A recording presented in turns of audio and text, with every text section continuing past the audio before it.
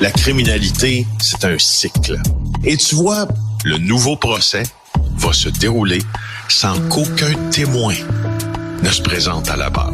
L'histoire des criminels racontée par l'unique journaliste d'enquête, Félix Séguin. Bonjour Félix. Bonjour Mario. En rafale, les événements du week-end?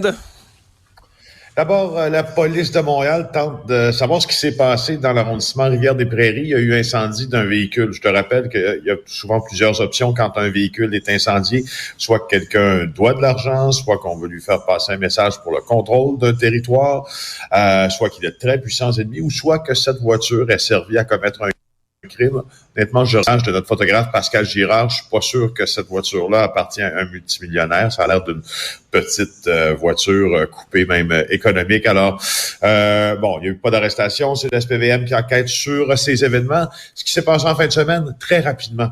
Il y a un homme qui a été atteint par un violent coup à la tête au square Cabot à Montréal. C'est dans l'ouest de Montréal, près de l'ancien forum.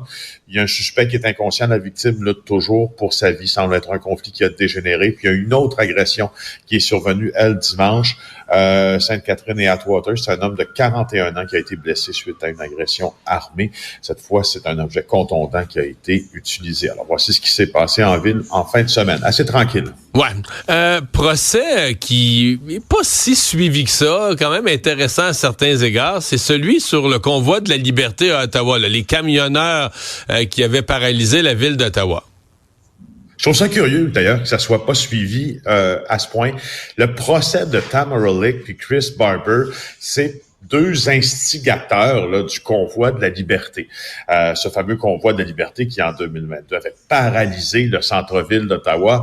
Disons-le, là, après une très mauvaise planification policière de la part du service de police municipale qui a laissé ses camions, ses manifestants embourber tout le centre-ville près du secteur du Parlement, des rues Sparks, des rues Bank, des rues Somerset, etc. Puis il n'y avait plus rien à faire. Ces gens-là étaient tout klaxon hurlant en train d'empoisonner la vie des résidents d'Ottawa qui demeuraient tout près, sans compter les nombreuses incivilités qui ont été commises. Mais c'était une manifestation, que veux-tu? Et les gens ont le droit de manifester, sauf que là, Chris Barber et Tamara Lik sont accusés, eux, d'avoir incité les gens à commettre des gestes illégaux, complot pour les avoir incités à le faire. Des chefs d'accusation pas si graves, mais ça fait 1 an que c'est à procès, Mario, cette affaire-là. Sur 1 an, on aurait eu 45 jours d'audience, de preuves, d'arguments juridiques. Et là, c'était le dernier jour, vendredi, de justement cette audition judiciaire qui, ma foi, prend beaucoup de temps. Puis la juge dans ça, elle s'appelle Heather Perkins McVie. Elle a reconnu vendredi matin qu'elle ne pouvait pas du tout préciser quand elle pourrait rendre son verdict. Ça pourrait prendre des mois. Parce que dans ça, Mario, il y a une partie qui est très simple.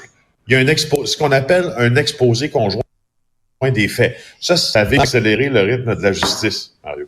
Un exposé conjoint des faits, c'est assez clair. On s'entend que certaines choses sont survenues, certains actes ont été, certaines menaces ont été proférées.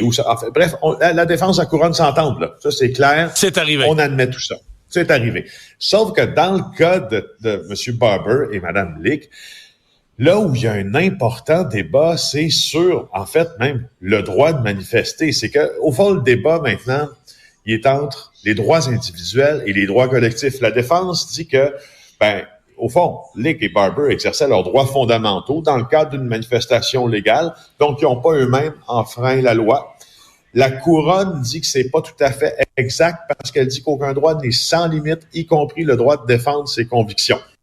Alors ça, c'est c'est sur le fond, là, c'est sur ça que la juge doit trancher. Ça complique, ça complique un peu l'affaire parce que la couronne, elle dit que les deux accusés ont travaillé tellement ensemble dans ce dossier-là pour organiser le fameux convoi de liberté que les preuves d'un devraient s'appliquer aussi à l'autre, ce qui n'est pas tout à fait un principe de justice là, qui est très bienvenu par les avocats de la défense. En tout cas, tout ça pour dire simple mais complexe, long et coûteux.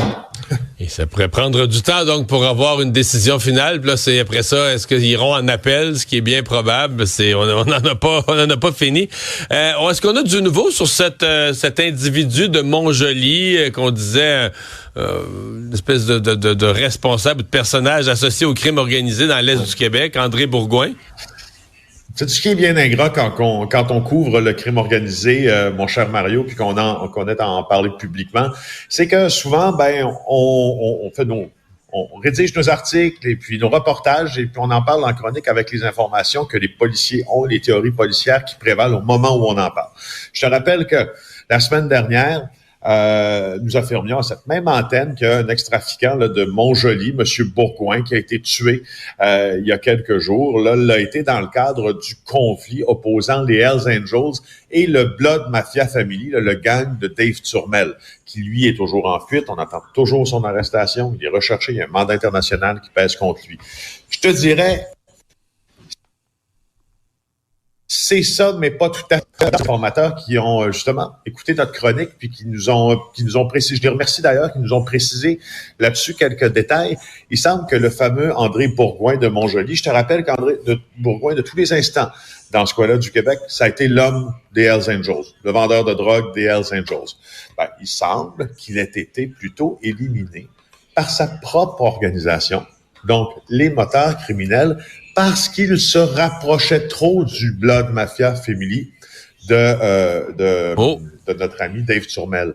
Alors, tu vois, un message inverse envoyé, là, un appel à la fidélité.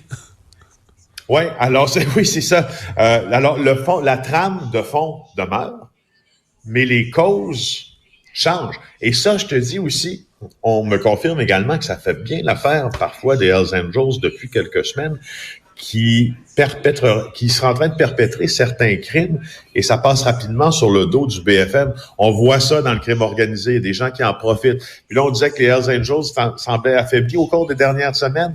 Il semble que depuis 7 jours, là, ils soient en train de montrer des signes qu'ils ne veulent pas se laisser soit faire, abattre, sans mauvais jeu de mots, et violenter par des jeunes qui commencent dans le crime organisé, voilà.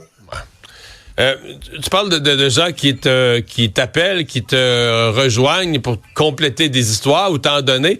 Il y a moyen de te rejoindre. T'es quand même assez confidentiellement, les gens qui ont des choses à te raconter peuvent le faire? Écoute, je te dis, Mario, et je le fais à chaque émission de JE, je te fais mon argument de vendeur, OK? Alors, si quelqu'un veut me joindre, peut le faire confidentiellement sur mon numéro personnel, message texte. Et s'il y a des gens qui m'engagent à protéger leur identité, c'est très clair.